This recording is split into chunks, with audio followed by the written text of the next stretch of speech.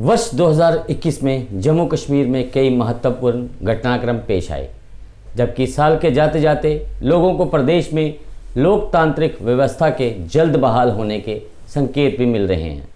पर जम्मू कश्मीर में क्या वर्ष 2022 में विधानसभा चुनाव होंगे या नहीं, ये सवाल अभी भी भविष्य के गर्भ में ही है, क्योंकि भाजपा को छोड़ सभी राजनीतिक दल प्रसिमन आयोग की रिपोर्ट को कटघरे में खड़ा कर रहे हैं।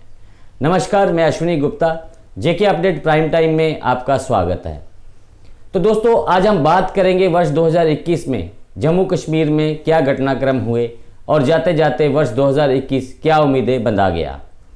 बात जनवरी माह से ही शुरू करते हैं। जनवरी महीने में जिला विकास परिषद के चेयरमैन चुनने की प्रक्रिया शुरू हुई और भाजपा जिला विकास परिषद चुनाव में 75 सीटें जीतकर सबसे बड़ी पार्टी बनी। इसी महीने में पर्यटन उद्योग बुनियादी ढांचे की पड़ताल करने के लिए 31 सदस्यीय संसदीय कमेटी कश्मीर के 3 दिवसीय दौरे पर पहुंची। फिर आया फरवरी माह और नेशनल कॉन्फ्रेंस के प्रधान फारूक अब्दुल्ला समेत पार्टी के 3 सांसदों ने दिल्ली में प्रसिमन आयोग की बैठक का बहिष्कार कर प्रदेश की सियासत को गरमा दिया। भाजपा ने इसे लोगों की आवाज़ दबाने की साजिश करार दे नेका के खिलाफ मोर्चा खोल दिया। मार्च आते आते कांग्रेस की गुटबाजी सामने आ गई।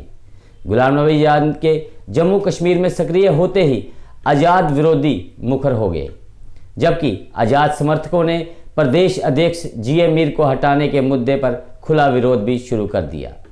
फिर अप्रैल माह में एक बार फिर से कोरोना के हावी होते ही राजनीतिक पर ब्रेक लग गई। भाजपा ने 20 अप्रैल के बाद अपने सभी राजनीतिक कार्यक्रम टाल दिए, तो वहीं प्रदेश कांग्रेस ने भी ग्रामीणों के मुद्दों पर सरकार को घेरने के लिए संभाग में गांव-गांव जाने की अपनी मुहिम को भी टाल दिया। मई माह में फिर से सियासत शुरू हुई तो सरकार ने दशकों से चली आ रही दरबार मूव की प्रथा को ही समाप्त कर दिया, जबकि श्रीनगर व जम्मू सचिवालयों के ई ऑफिस खोल सालाना 200 करोड़ रुपये बचने की बात कही गई। इसे लेकर भी कश्मीर में सियासत गर्म रही। जून माह में दिल्ली में 24 जून को प्रधानमंत्री नरेंद्र मोदी की अध्यक्षता वाली सर्वदलीय बैठक के बाद जम्मू कश्मीर में सियासत और तेज हो गई और कश्मीर के राजनीतिक दलों ने राज्य के दर्जा बहाली का मुद्दा उठाया, जबकि प्रधानमंत्री के जम्मू कश्मीर में प्रसिमन आयोग की कार्रवाई के बाद जल्द विधानसभा चुनाव करवाने का आश्वासन देने के बाद राजनीतिक दलों ने अपनी तैयारी को तेज कर दिया। जुलाई में लोगों की आकांक्षाएं जानने के लिए प्रसिमन आयोग का दौरा हुआ।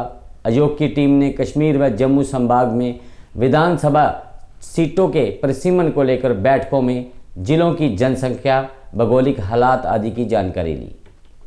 प्रसिमन का ड्राफ्ट तैयार करने के लिए कई बैठकें हुईं, जबकि इसी माह people alliance for Gupkar declaration के दलों की पहली बैठक हुई।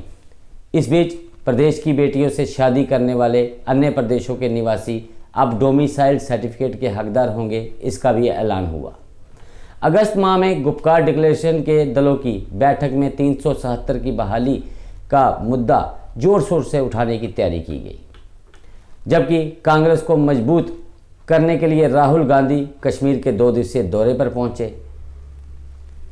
जबकि सितंबर माह आते ही राहुल गांधी कश्मीर के बाद जम्मू के 2 दिवसीय दौरे पर पहुंचे और पार्टी की मजबूती पर जोर दिया। इसी माह में जन उम्मीदें जानने के लिए मोदी सरकार के मंत्रियों की आउटरीच मुहिम का दूसरा चरण भी शुरू हुआ।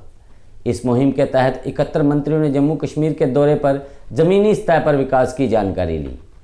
अक्टूबर में एनआईए की टीमों ने कश्मीर के गांदरबल, बडगाम, बांडीपोरा, शोपियां के साथ साथ जम्मू संभाग के किश्तवाड़ व जम्मू जिले में छापे मारे, जबकि कश्मीर के दलों ने इन छापों को राजनीति से प्रेरित बताया।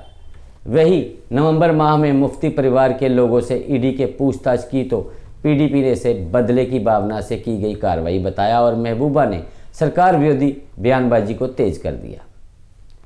साल का आखिरी महीना दिसंबर आते ही प्रसिमन आयोग की दिल्ली में दूसरी बैठक में विधानसभा की सीटों बढ़ाने के मुद्दे पर बैठक हुई, जिसमें जम्मू कश्मीर में विधानसभा चुनाव की 7 सीट बढ़ाने के लिए प्रसिमन आयोग ने प्रस्तावित ड्राफ्ट को पेश किया, पर भाजपा को छोड़ सभी राजनीतिक दलों ने इसका विरोध करना शुरू कर दिया, जो कि साल के अंतिम दिनों में भी जारी है।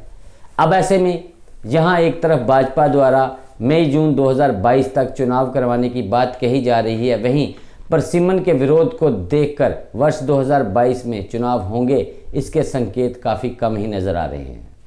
अब चुनाव होंगे या नहीं, इसका जवाब तो भविष्य के गर्भ में ही है। तो दोस्तों, आज के प्राइम टाइम में बस इतना ही। फिर मिलेंगे एक और मुद्दे के साथ। तब तक के लिए मुझे अश्विनी गुप्ता को दे इजाजत। गुड नाइट, जय हिंद। जीके अपडेट रहे हमारे साथ। अगर आप ये वीडियो YouTube पर देख रहे हैं तो हमारे YouTube चैनल को सब्सक्राइब करें और बेल आइकन को क्लिक करें। अगर आप ये वीडियो Facebook पर देख रहे हैं तो हमारा Facebook पेज लाइक जरूर करें। For advertisement please contact 7051091811।